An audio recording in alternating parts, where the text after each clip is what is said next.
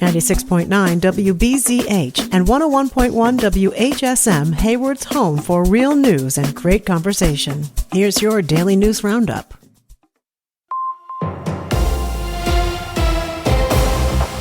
For Civic Media News, I'm Maddie Schaefer. Eau Claire officials gathered at the newly opened downtown transfer center on Wednesday to celebrate Transit Equity Day.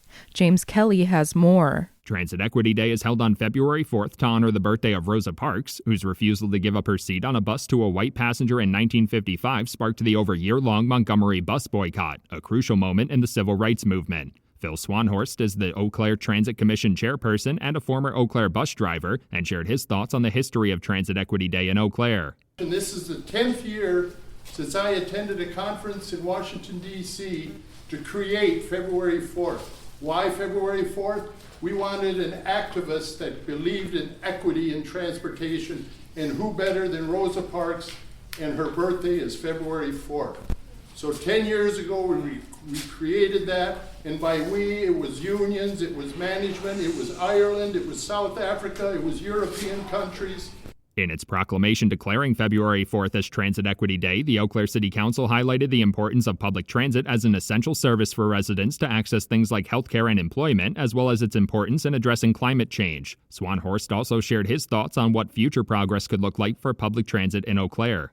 Continued applicable ADA compliance.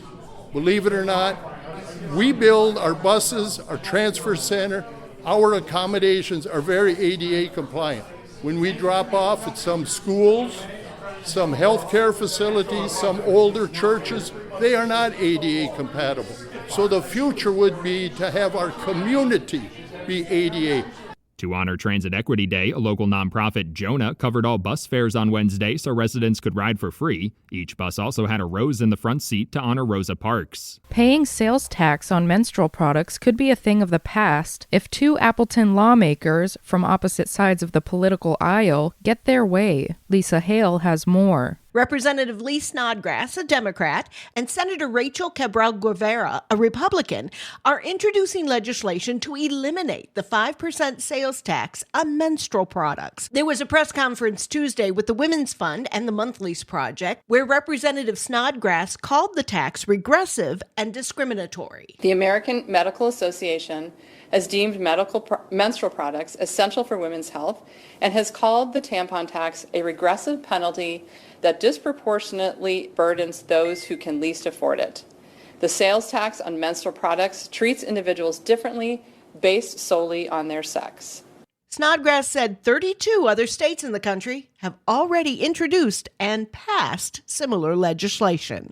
After weeks of being offline due to funding issues, Wisconsin-I officially started live streaming events at the state capitol again this week. Wisconsin-I temporarily shut down in December after officials said they needed to raise $250,000 to resume operations for the first 3 months of 2026 and $1 million for the full year. State lawmakers have been working to address the funding issues at the nonprofit, with legislation pending that would provide Wisconsin-I with some state funding in addition to its own fundraising efforts. The legislation would use $10 million from the state budget to establish a trust fund and build a permanent endowment for Wisconsin-I. Assembly Minority Leader Greta Neubauer says the bill does not have an exact matching contribution requirement for the nonprofit, but it would be responsible for raising a few $100,000 each year to support the streaming service. In addition to resuming live streams this week, Wisconsin-I also brought its extensive video archive covering years of state politics back online. Wisconsin Democrats are taking another shot at legalizing marijuana, though the plan faces some tough odds. Lawmakers introduced a bill this week that would make recreational cannabis legal for adults 21 and older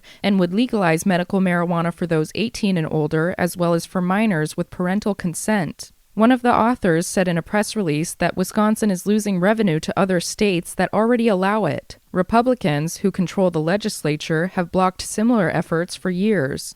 The Wisconsin Department of Transportation is urging drivers to give snowplows more space. According to a statement, there have been 13 incidents involving vehicles striking county snowplows. Serious incidents have occurred in Calumet, Marinette, Portage, Shawano, Waukesha, and Wood counties. In many cases, snowplows are struck from behind. The Department of Transportation is reminding drivers to watch the road ahead, avoid distractions, and leave room to brake. They also say to stay at least 200 feet behind a working snowplow, and if you must pass a snowplow, be careful. You can check road conditions by visiting 511wi.gov or call 511.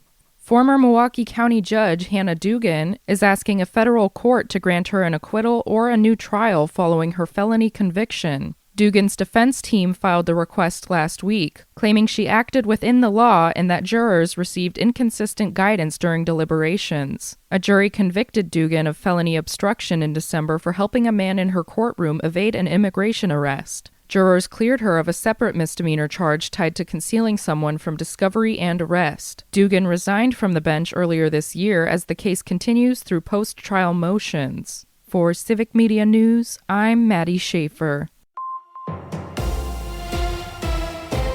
For Civic Media News, I'm Lisa Hale. Vice President J.D. Vance visited Wisconsin yesterday, speaking at a machining facility in Plover in Portage County as part of the post-State of the Union tour. This was his first visit to the Badger State since last August when he was in La Crosse. Republicans saw the visit as a chance to talk up manufacturing and the economy and to put a spotlight on 3rd Congressional District GOP Congressman Derek Van Orden. Democrats called the visit a political photo op. Meanwhile, the Wisconsin State Assembly has passed proposed legislation to reclassify the sandhill crane and establish a hunting season for that bird. Civic Media's James Kelly has the story. The bill, introduced by State Representative Paul Tittle, would classify the sandhill crane as a migratory game bird. With the reclassification, the Wisconsin Department of Natural Resources would need to authorize the hunt, establish hunting zones, and create a sandhill crane hunter education program. It now moves to the state Senate for consideration. Sandhill cranes have become troublesome for farmers, causing significant crop damage losses. The legislation would allow farmers to take advantage of a U.S. Fish and Wildlife program called the Wildlife Damage Abatement Fund, which can only be accessed if the wildlife causing that crop loss is authorized for hunting. For Civic Media News, I'm James Kelly. The International Crane Foundation argues that data shows a hunting season would not significantly improve crop loss issues. The DNR is looking into setting certain bird seasons for the next 4 years. Civic Media's Maddie Schaefer reports. The Wisconsin Department of Natural Resources is asking for public input on migratory bird hunting season frameworks for 2026 through 2030. In the past, waterfowl and other migratory bird seasons were set year by year, but with near unanimous support from conservation groups and hunters, the DNR is moving to a multi-year structure for the first time. Anyone interested in Wisconsin's migratory bird seasons can submit comments through an online form on the DNR's waterfowl hunting webpage, by email, or at one of the 4 public hearings. 3 in-person hearings are set for March 2nd, 3rd, and 5th, with a virtual option on March 4th. Comments will be accepted through March 6th. After that, a final season structure will go before the Natural Resources Board for approval. For Civic Media News, I'm Maddie Schaefer. Wisconsin's top assembly leader, Robin Vos, is digging in his heels against a new lawsuit that claims the state school funding system is unconstitutional and overfunds the school choice program. The suit was filed Monday and argues that kids are not getting equal shots at basic learning, that special education support isn't adequate, and that $700 million in private choice programs this year defies a Supreme Court limit. Vos called the suit a meritless activist ploy to ruin the voucher program and take control away from the legislators. Lawmakers are working on legislation to regulate cryptocurrency kiosks. Civic Media's Melissa Kay reports. Many in Wisconsin are being targeted in crypto kiosk scams. It's not unique to Wood County. It is a statewide issue. That's Wood County Sheriff's Chief Deputy Quentin Ellis talking with WFHR. He said the scammers use a variety of scripts. They will call with any amount of different scenarios. One was actually people were calling saying they were me. Me from the Wood County Sheriff's Department needed you to put money in a cryptocurrency kiosk to avoid coming to jail. Scammers use emotional manipulation to threaten their victims with arrest or jail if they don't respond immediately. They target vulnerable populations, often elderly individuals, and will pose as trusted authority figures. It's definitely a statewide problem. It's just there hasn't been one telltale way to respond to it because of the lack of regulation of these machines. Chief Deputy Ellis says several other states already have legislation in place to protect against this type of scam. I'm very hopeful that this passing legislation will act as a major deterrent to these companies and keep them from allowing this type of thing to happen to our people in Wisconsin. The bill has broad bipartisan support and would protect both consumers and operators. Everybody except these major corporations that are based wherever else in the nation or in the world even, they're getting their money, and everybody else here in Wisconsin that's falling to these is becoming a victim. I'm Melissa Kay, Civic Media News. Assembly Bill 968 passed with amendments. It now goes to the Senate for consideration. As rising costs and falling prices take their toll, more and more Wisconsin farmers are turning to bankruptcy. A new report from the American Farm Bureau Federation shows farm bankruptcies jumped 46% nationwide in 2025. Wisconsin saw 16 filings in 2025 compared to just 2 in both 2023 and 2024. A Madison bankruptcy attorney tells WPR that most farmers seek help too late.